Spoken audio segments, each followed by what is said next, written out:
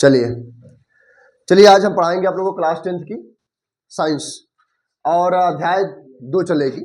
इसके पहले हम अध्याय 1 आपको पूरा थ्योरी जो है एनसीईआरटी की बुक से पूरा थ्योरी हम आपको हाईलाइटर करा दिए हैं, पढ़ा दिए हैं। उसके अंदर का जो भी प्रश्नावली है वो ये क्या कहते हैं अभ्यास है, जो पाठ्यनिहित प्रश्न दिया रहता है उसको हम पूरा पढ़ा चुके हैं आप लोगों को। और वो सब बताते हुए आपको हम इस प्रश्नावली के सारे क्वेश्चन कराते हुए उसका नोट्स बनाते सब कंप्लीट करा दिया है ना। आज हम बताएंगे अध्याय 2 का अम्ल क्षार लवण का पार्ट 5। पार्ट 5 का मतलब ये हुआ कि पार्ट 4 तक आपको हम थ्योरी जो है नोट्स के रूप में वो कंप्लीट करा दिए थे। ये तो रहा ही आपकी अभ्यास, ये प्रश्नावली रहा। बात नहीं करो, शोर करोगे दिक्कत हो जाएगी। तो हमको जो दिया हुआ है ये अध्याय, अब हम लोग अभ्यास की ओर चलते हैं, एक्सरसाइज की ओर। इसके पहले हम आपको बहुत कुछ बता चुके थे, जैसे plaster of Paris, baking soda, sodium chloride, ये सब जो भी चीज़ें बनाने की विधि, बनाने की कैसे बनाई जाती हैं, वो भी रिएक्शन, उसके नाम, उसके अम्ल, क्षार, लवण, बेस, ये सब सारी चीज़ें हम बता चुके हैं, कंप्लीट हो गई है। अब हमारी चीज़ हम जो है इस प्रश्नावली में लेके बढ़ते हैं। प्रश्नावली अभ्यास में जो अध्याय हमारा अम्ल क्षार लवण है, अम्ल क्षार लवण को हम पढ़ा चुके हैं, वो भी थ्योरी मॉडल में। थ्योरी आपको बहुत ठीक से बता चुके हैं, हम ऐसा आशा करते हैं, वो भी हाईलाइटर के साथ। एनसीईआरटी कैसे पढ़ी जाती है, अगर आप 10th में अभी भी एनसीईआरटी नहीं पढ़ोगे तो आने वाले समय में एनसीईआरटी पढ़ना ही पड़ेगा। इसलिए इस क्लास में आप लोग अभी भी पढ़ रहे हो तो आप लोग इसको भाग्यशाली हो कि हम लोग एनसीईआरटी पढ़ रहे हैं और समझ रहे हैं। चलो चलते हैं थोड़ा सा। अब अभ्यास को हम लोग करने में थोड़ा सा दिक्कत कम होगा। दिक्कत कम क्यों होगा? क्योंकि हम लोग जो है इसका थ्योरी ठीक से पढ़ लिए हैं और प्रश्नावली भी अच्छे से लगा चुके हैं। चलो देखते हैं अभ्यास। कोई विलयन, आ जाते हैं उस मुद्दे पे बात करते हैं हम लोग। कोई विलयन लाल लिटमस को नीला कर देता है। कोई ऐसा विलयन है, ऐसा घोल है, विलयन किसको बोलते हैं, जिसमें विलेय और विलायक मिल करके विलय बनाते हैं। विलेय और विलायक, विलेय मतलब चीनी और विलायक मतलब पानी। एक एग्जाम्पल दे रहे हैं, जरूरी नहीं कि वो चीनी पानी हो सकता है, कुछ भी हो सकती है। चीनी और पानी मान लो कि मिला करके एक विलयन तैयार करते हैं, मान लो शरबत हो गया, सीरा हो गया, ऐसी चीज़ें बना सकते हैं। अगर ढीला बन रहा है तो उसे हम लोग तन बोलते हैं, अगर गाढ़ा बन रहा है तो उसे हम लोग सांद्र बोलते हैं।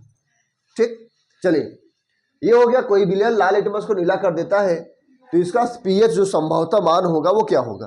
तो थोड़ा सा इसको हम बहुविकल्पी देखने से पहले कुछ बातें हम समझ लेते हैं। अम्ल क्या होती है, क्षार क्या होती है और लवण क्या होती है। अम्ल किसको क्लियर करते हैं, क्षार कब हम समझते हैं और कब लवण समझते हैं। हम आपको थ्योरी में पार्ट 1 से लेकर पार्ट 4 तक आपको हम कई चीजें बता चुके हैं, जो भी पीएच स्केल, पोटेंशियल और हाइड्रोजन, वो सब बता चुके हैं हम आपको। और एक पीएच स्केल बनवा करके वो भी फिगर में विलयन जो है 1 से लेकर के 14 तक बनाए थे, 0 से लेकर 14 तक बनाए थे ना। और 0 से लेकर 14 तक बनाए थे, उसमें 7 भी बनाए थे जिसको हम लोग बोलते हैं न्यूट्रल। उसके पहले जो होती है वो क्या होती है, अम्लीय होती है। उसके ज़्यादा क्या होती है, 7 से क्षारीय होती है। चलो देखो अब हम क्या करते हैं, कोई विलयन जो है लाल लिटमस नीला कर देता है। थोड़ा सा फिगर बनाते हैं, देखो इस चीज़ को समझाते हैं कौन सा विकल्प सही होगा। एक चीज़ समझ लीजिए, जो बच्चा थोड़ा सा भी पढ़ा होगा तो वो सोचा होगा सर जी यहाँ पर 1 दिया हुआ है, 4 दिया हुआ है, 5 दिया हुआ है, यहाँ 7 दिया 10 मतलब 10 दिया हुआ है। तो 7 से नीचे जो होता है वो अम्ल हो जाती है। बात क्लियर है? तो 7 से नीचे कौन है, 1 है, 4 है, 5 है। तो 3 विकल्प तो नहीं सही हो सकता, एक विकल्प सही हो सकता है। जो 7 से कम है उसको छोड़ करके 7 से ज़्यादा वाले को हम ले लेंगे।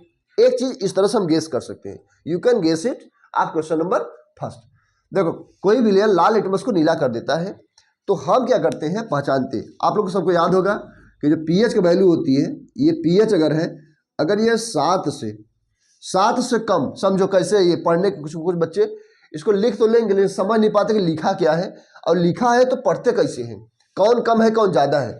जिसकी तरफ मुंह खुला रहे बेटा वो ज़्यादा है, जिसकी तरफ पूछ हो वो कम है। पीएच वैल्यू कम है, 7 ज़्यादा है, मतलब पीएच का वैल्यू जो है 7 से कम है। इस प्रकार से हमारा क्या हो जाएगा, वो अम्लीय हो जाएगा।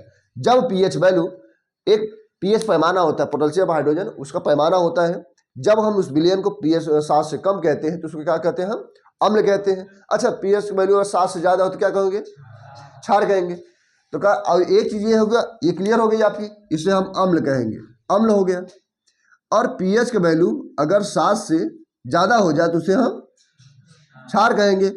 और अगर हम पीएच का वैल्यू 7 के बराबर तो क्या कहेंगे, लवण कहेंगे, मतलब उदासीन कहेंगे ना। ये क्या हो गया, न्यूट्रलाइजेशन हो गया। ये एसिडिटी हो गया, ये बेस हो गया।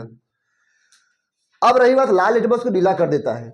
हम आपको बताए थे, आप लोग भी चर्चा किए थे इस पर, कि लाल लिटमस अनीला, अम्ल जो है नीले लिटमस को लाल कर देता है, अम्ल नीले लिटमस को लाल कर देगा। और एक क्या होती है, क्षालनी, क्षार जो है लाल लिटमस को नीला कर देता है। तो देखो ये कह रहा है कि लाल लिटमस को नीला, लाल लिटमस को नीला कर देता है। जब लाल लिटमस को नीला कर देगा तो क्या होगा, वो क्षार होगा। अगर यहाँ देता कि अम्ल है कि क्षार है कि लवण है कि उदासीन है, जो भी देता आपको, तो आप उस तरह से गेस करते, लेकिन क्षार तो लिखा नहीं है। हमारी गिनती के हिसाब से है कि 7 से ज़्यादा, तो 7 से ज़्यादा, इसका मतलब क्या हो जाएगा, ये 7 से ज़्यादा है। ऑप्शन नंबर कौन सा सही होगा, 10। मतलब ये जो विकल्प में 10 दिया हुआ है, अर्थात डी ऑप्शन, वो हमारा सही हो जाएगी। चलिए ये बात क्लियर हो गया। अब हम चलते दोस्तों क्वेश्चन नंबर 2 की तरफ। क्वेश्चन नंबर 2 क्या कर रहा है उस पर हम चर्चा करेंगे, और उसके बाद उसको हम बताएंगे कि ऐसा क्यों हुआ, ये चीज हम क्लियर करते हैं। चलो क्या दिया हुआ है इसमें, दिया है कोई विलयन, अरे हो ये तो मिटा दिए हम, KCl भी मिटा दिए ना। चलो यहाँ लिख देते हैं हम KCl। KCl मतलब होता है ये चीज हो गया, पोटेशियम क्लोराइड। कोई विलयन अंडे के पिसे हुए कवच से, अंडा का जो छिलका होता है, अंडा जब आप लेंगे तो उसमें जब सफेद सफेद लेयर होता है, जो फोड़ने पर जो पपड़ी निकलती है, वो जो है पिसा हुआ कवच, कवच को उसी बोलते हैं जो ऊपर बाहर से लगा होता है, उसको कवच बोलते हैं ना। कवच से अभिक्रिया करके एक गैस उत्पन्न करता है। इसका हम रिएक्शन लिखेंगे और तब इसको बताने का प्रयास करेंगे, ताकि आपको समझ में आए कैसे कौन सा ऑप्शन सही हुआ।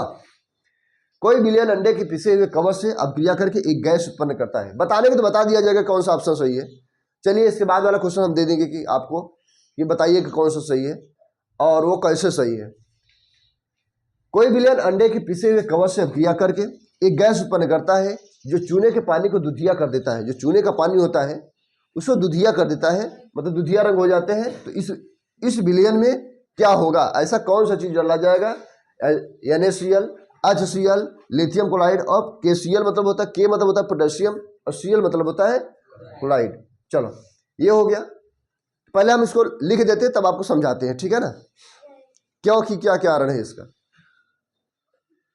अभी हम आपको बता रहे हैं कि क्यों, ये देखो क्यों ऐसा बात होती है कि अंडे के पीसे हुए कवच से अभिक्रिया करके जो गैस उत्पन्न करती है उसके चूने के पानी को दुधिया कर देता है। क्यों, बात को समझो। क्योंकि अंडे के पीसे हुए कवच में, जो अंडा का जो कवच होता है, जो है ऊपर से लेयर होता है जो तोड़ते हैं, उसमें क्या होती है, कैल्शियम कार्बोनेट होती है। तो हम क्या करते हैं, देखो कैल्शियम कार्बोनेट होता है तो रिएक्शन करते हैं, एक ठो CaCO3 प्लस में होता है, जो HCl से क्रिया करके, देखो HCl से क्रिया करके जो अंडे का छिलका होता है उसमें क्या चीज पाया जाता है, कैल्शियम कार्बोनेट, इसे हम CaCO3 बोलते हैं, प्लस HCl हाइड्रोक्लोरिक अम्ल हो गया। इसको डालेंगे, जैसे क्रिया कराएंगे तो क्या बनेगा, हमको CO2 बनाएगा, और CO2 बनाएगा तो हम बना देते हैं लास्ट में CO2, और ये CO2 हो गया। तो क्या क्या बचा हुआ है, इसमें बनेगा कैल्शियम क्लोराइड, मतलब CaCl2 होगा, और प्लस ये भी प्लस हो गया, और ये हो जाएगा हमारा H2O, जिसे हम लोग जल कहते हैं। बच्चे आप लोग नाम ना भूल जाए, इससे पहले हम आपको नाम लिख देते हैं यहाँ पर। इसका नाम है कैल्शियम कार्बोनेट। कैल्शियम का जो अंडे का छिलका होता है, कैल्शियम कार्बोनेट का छिलका होता है, आप लोग भूलिएगा नहीं, ठीक है। तो क्या लिखोगे आप, कैल्शियम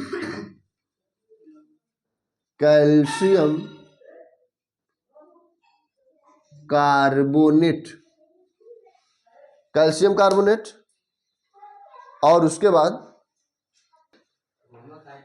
बाद देखो कैल्शियम कार्बोनेट नाम हो गया इसका ना। अब इसका नाम क्या है, हाइड्रोक्लोरिक अम्ल। आप लोग नाम याद रखिएगा, थोड़ा सा भूलिएगा नहीं। आप जो अंडे का छिलका होता है उसमें कौन सा पदार्थ पाया जाता है, यौगिक कैल्शियम कार्बोनेट। और जब आप हाइड्रोक्लोरिक अम्ल रिएक्शन करोगे तो क्या बनेगा, कार्बन डाइऑक्साइड बनेगी। इसका नाम क्या है, कैल्शियम क्लोराइड। लिख लो आप इसको, कैल्शियम क्लोराइड, और इसका नाम है जल, और इसका नाम है कार्बन डाइऑक्साइड। मैं बोल रहा हूं आप सुन पा रहे होंगे, ऑक्साइड, ये कार्बन डाइऑक्साइड है, इसको लिख लीजिएगा। ये रहा कार्बन डाइऑक्साइड। तो हमारा कौन सा ऑप्शन सही है इसमें बताओ? हाँ HCl, मतलब इससे रिएक्शन करके, ठीक है ना, इससे रिएक्शन करके ये चीज बनाती है। विलेन में क्या होगा? HCl होता है, हाइड्रोक्लोरिक अम्ल होगा। ठीक, इस तरह से होगा। अंडे का छिलका आप कैसा होगा? कैल्शियम कार्बोनेट का, अंडे का छिलका जो होता है वो कैल्शियम कार्बोनेट का छिलका होती है, उसमें पाया जाता है, और यह HCl से क्रिया करके क्या बनाती है? CO2 गैस बनाती है। ठीक है ना, आप लोग इसको लिख लीजिए। अब हम चलते हैं क्वेश्चन नंबर 3 पर, राइट करो आसान से। हमारा अगला क्वेश्चन दिया हुआ है तीसरे क्वेश्चन हम आए हुए हैं। तीसरा क्वेश्चन दिया NaOH का 10 ml, बहुत अच्छा न्यूमेरिकल है। हम समझते हैं कि ऐसे क्वेश्चंस को बहुत अच्छे से देखना चाहिए आप लोगों को, ताकि आप लोग समझ सके। और हाई स्कूल में केमिस्ट्री में अगर न्यूमेरिकल मिल रहा है तो बहुत अच्छी बात है हमारे विचार के अनुसार। NaOH का 10 ml विलेन है, सोडियम हाइड्रोक्साइड है, और हम विलेन लिए हुए हैं 10 ml। चलो एक बर्तन लेते हैं, ये हो गया, मान लेते हैं। अच्छा 10 ml विलेन पर पूरा क्वेश्चन पढ़ लेते हैं, फिर हम आपको बताते हैं। ठीक, आइए देखो बेटा, NaOH का 10 ml विलेन, NaOH का 10 ml विलेन HCl के 8 ml विलेन से, जब हम HCl का 8 ml जो है विलेन से पूर्णतः उदासीन हो जाता है, जब उसमें डालते हैं तो न्यूट्रल हो जाता है, ना तो वो अम्ल रह जाता है ना तो वो क्षार रह जाता है, वो उदासीन हो जाता है। फिर हम क्या कर रहे हैं कि अगर यदि हम NaOH के उसी विलेन को जो 10 ml लिए थे वही हम अगर 20 ml कर दें तो इसे उदासीन करने के लिए HCl की जो मात्रा होगी वो कितनी आवश्यकता होगी। तो थोड़ा सा देखते हैं हम कैसे, थोड़ा सा समझते हैं। देखो बेटा, इसको हम सोल्व करते हैं इसको। NaOH का 10 ml, देखो ऐसे ले लिए, एक बर्तन ले लिए, समझते हैं थोड़ा सा इस तरह से। और ये जो है हम मान लेते हैं कि हमारे पास 10 ml है, समझो 10 ml हो गया। और 10 ml क्या है? ये NaOH है। ठीक, अब इसमें जो है 8 ml का HCl, इसमें जो है देखो इस तरह से समझते बढ़िया से, और इसमें जो है विलेन जो है 8 ml डालते हैं, 8 ml के, मतलब ये HCl हो गया। NaOH का 10, ये हो रहा क्या? NaOH रहा, NaOH का 10 ml, HCl का 8 ml इसमें डालते हैं, तो जो विलेन है क्या बनता है ये नहीं बता रहा है, लेकिन हाँ ये क्लियर है कि उदासीन हो जाता है, मतलब न्यूट्रल हो जाता है, न तो अम्ल रह जाता है नहीं क्षार रह जाता है। ये प्रश्न रहा इस तरह से। चलो ये उदासीन हो गया, जो भी बना अम्ल है, ये क्षार है, ये अम्ल है। कैसे पहचाने? इसमें OH है, क्षार हो गया, ये क्या है? अम्ल है, H है, H हो गया, अम्ल हो गया, OH हो गया, क्षार हो गया, दोनों मिलेगा तो उदासीन बनने करेगी। चलो ठीक है, आप लिए 10, ये रहा 8। अब हमें केस कह रहा है, यदि हम, क्वेश्चन समझिएगा, यदि हम देखो इसी बर्तन में देखो केस में कह रहा है कि यदि हम NaOH का विलेन का 20 ml ले ली, तब वही क्या रहा? 10 ml, 8 रहा। अगर हम इसी को 20 ml NaOH लेते हैं, 20 ml NaOH sodium hydroxide, NaOH की उसी विलेन का 20 ml ले, तो इसे उदासीन करने के लिए, चलो उदासीन हम बनाते हैं इसको, चलो उदासीन कर देते हैं इसको। ये रहा उदासीन करने के लिए HCl की कितनी मात्रा आवश्यकता होगी? अगर ये 10 से 20 हो गया, अब वही बदला नहीं है, एक का मतलब ये अगर दुगना होगा तो क्या कह दी? 8 दूनी 16 ml HCl लेंगे तो यह उदासीन हो जाएगी। यहां लिखेंगे हम 16 ml क्या लेंगे? HCl की मात्रा लेंगे, तब ये उदासीन हो जाएगी। बात समझ आई नहीं? तो ये चीज हम आपको बता दिए, समझा दिए हैं। अब आप ये भी बता सकते हैं कि क्योंकि भाई लिखवाते हैं आपको, इसको लिख लीजिए तब आपको बताते हैं क्योंकि। चलो सॉल्व करिए इसको। अब हम आपको ये बताते हैं बात कि ये कैसे उदासीन हुई है। तो यहाँ हम एक काम करते बेटा, ये चीज इरेज कर देते थोड़ा सा, इधर लिख दे क्या, चलो हम थोड़ा सा इधर ही कंप्लीट करते हैं इसको। देखो ये रहा इधर, ये इस तरह से यहाँ लिखते हैं उदासीन, यहाँ हम लिख देते हैं उदासीन, और यहाँ भी लिखते हैं उदासीन, ताकि यहाँ जगह बच जाए तो हम कुछ यहाँ लिख लेंगे। देखो यहाँ लिखते हैं क्योंकि, चलिए सारे बच्चे लिखेंगे यहाँ पर हमारे साथ, लिखो क्योंकि, रीजन जरूर दिखाइएगा, रीजन नहीं दिखा तो बात नहीं बनेगी। क्योंकि जिस अनुपात में, जिस अनुपात में, जिस अनुपात में क्षार है, क्षार कौन है, यानी OH है, जिस अनुपात में क्षार है, ठीक, जिस अनुपात में क्षार है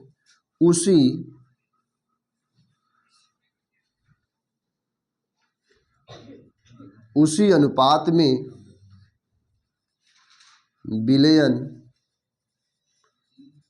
विलयन पूर्णतः उदासीन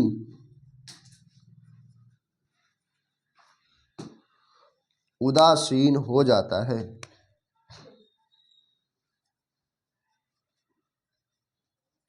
उदासीन हो जाता है, यही मेन बात है इसकी, ठीक है।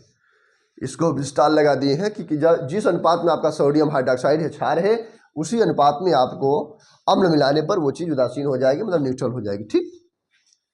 ये कंप्लीट हुआ। अब हम चलते हैं क्वेश्चन नंबर 4 की तरफ। अब हम बताएंगे आप लोग आपस वाली कंडीशन। चलिए इसको थोड़ा सा मिटा देते हैं क्वेश्चन नंबर 4 के लिए।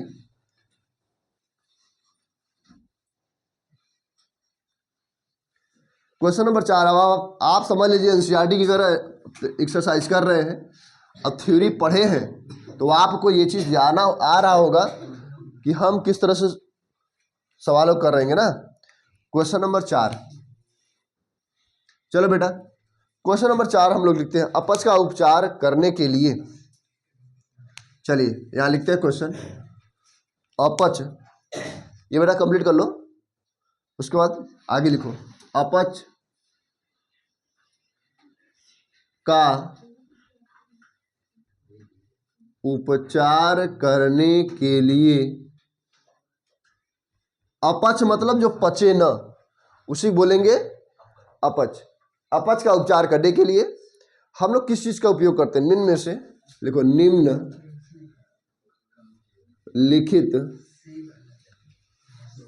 निम्नलिखित में से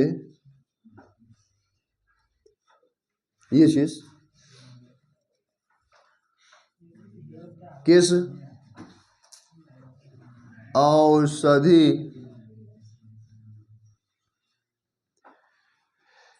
औषधि का उपयोग होता है,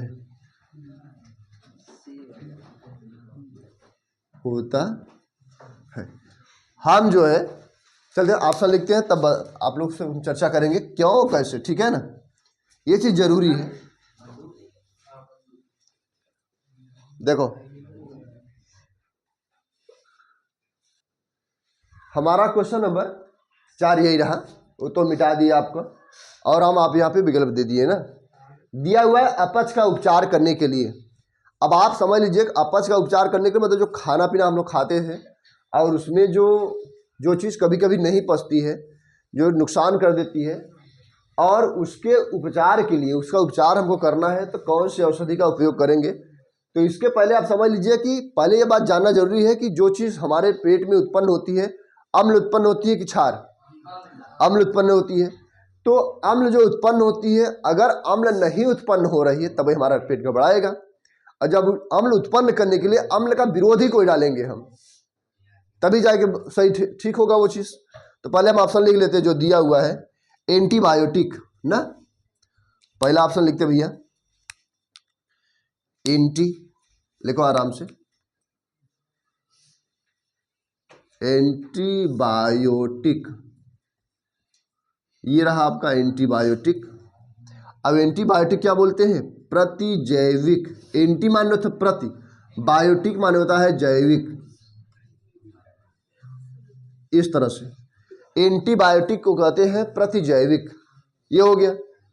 अब उसके बाद देखो दूसरा पॉइंट, एनाल्जेसिक दिया है ना, एनाल्जेसिक जो भी दिया है उसको हम लिख लेते हैं एनाल्जेसिक। एनाल्जेसिक जो है उसको क्या बोलते हैं, पीड़ाहारी बोलते हैं। पीड़ाहारी मतलब पीड़ा को हरने वाला, पीड़ाहारी, पीड़ा का जो दर्द होता है उसको हरने वाले को बोलते हैं एनाल्जेसिक। अब प्रतिजैविक को बोलते हैं एंटीबायोटिक। एंटी मतलब होता है प्रति, पहले हम समझते हैं शब्दों को, लगाने को तो कोई भी विकल्प बता सकता है, आप आसानी से सॉल्व कर सकते हो उसको, लेकिन थोड़ा सा उसको समझते हैं कि एक चीज़ क्या क्या रहा है और कैसे कह रहा है। एनसीईआरटी जो क्वेश्चन होती है वो हमेशा घुमावदार होती है। आप प्रश्न की भाषा को नहीं समझेंगे तो समस्या क्रिएट हो जाएगी और समस्या का समाधान बहुत मुश्किल हो जाता है। चलिए, ये रहा आपका एंटीबायोटिक प्रतिजैविक, एनाल्जेसिक पीड़ाहारी हो गया। अब ये क्या दिया हुआ है, एंटासिड ना, एंटासिड, ये चीज हम आपको ऑप्शन देख के लिख दे रहे हैं। एनसीईआरटी किताब होगी तो आपके पास दिख रहा होगा। एंटासिड है और क्या दिया, एंटीसेप्टिक, एंटीसेप्टिक दिया हुआ है, एंटीसेप्टिक, इस तरह से। चलो, एंटीसेप्टिक बोलते हैं प्रतिरोधी, प्रतिरोधी, ये हो गया आपका ना। चलिए हम थोड़ा सा समझते हैं। अपच का उपचार करने के लिए एक चीज जान लीजिए कि पेट में हमेशा अम्ल उत्पन्न होती है, पेट में, यहां समझ लीजिए ये चीज, ये कभी कभी रेलवे के पेपर में भी आती है ये चीज। एनसीईआरटी आपको समझ लीजिए कि जैसे हमारे यहाँ जो भी अभी वैकेंसी निकली है हम सबके, जैसे लोको पायलट हो गया, ड्राइवर हो गया, और उसमें रेलवे ग्रुप डी हो गया, एनटीपीसी हो गया, अंडर ग्रेजुएट हो गया, ग्रेजुएट लेवल का हो गया एनटीपीसी, और ये जो भी लेवल 1 2 3 4 5 6 उसमें साइंस आ रहा है, तो ये बात जान लीजिए कि उसमें साइंस अगर है तो ये एनसीईआरटी ना हो ऐसा हो नहीं सकता, एनसीईआरटी ना हो ऐसा हो ही नहीं सकता, एनसीईआरटी जरूर आएगी। और एनसीईआरटी वो भी साइंस एकदम पूरा चाप के आती है, वो भी एक एक लाइन पढ़ोगे तब ही। अगर आप सोचो कि हम एक लाइन पढ़े ना वो हमारा बात बन जाए प्रश्नावली पढ़ के, तो प्रश्नावली पढ़ के कोई ना कुछ किया है ना कर पाएगा।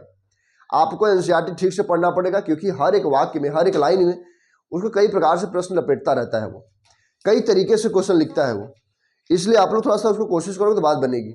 चलिए, दिया हुआ है अपच का उपचार करने के लिए, अपच का उपचार करने के लिए निम्न में से कौन सा औषधि का हम लोग प्रयोग करेंगे। एंटीबायोटिक, एंटी मतलब होता है प्रतिरोधी, जैविक बायोटिक, एंटी जैविक, जैविक नहीं ये तो हो ही नहीं सकती। एनाल्जेसिक, एनाल्जेसिक मतलब पीड़ाहारी, पीड़ा मतलब पीड़ा को, दर्द को हरण करने वाली, मतलब उसको समाप्त करने वाली। एक दिया है एंटासिड, देखो एंटासिड, एसिड आ रहा है ना इसमें। अब हम लोग क्या करते हैं, पेट में जो उत्पन्न होता है, क्या उत्पन्न होती है पाचन के लिए, हाँ पेट में, या लिख देते हैं पेट, पेट को क्या बोलते हैं, अमाशय, उदर, उदर बोलते हैं, लिखो उदर, उदर में अम्ल,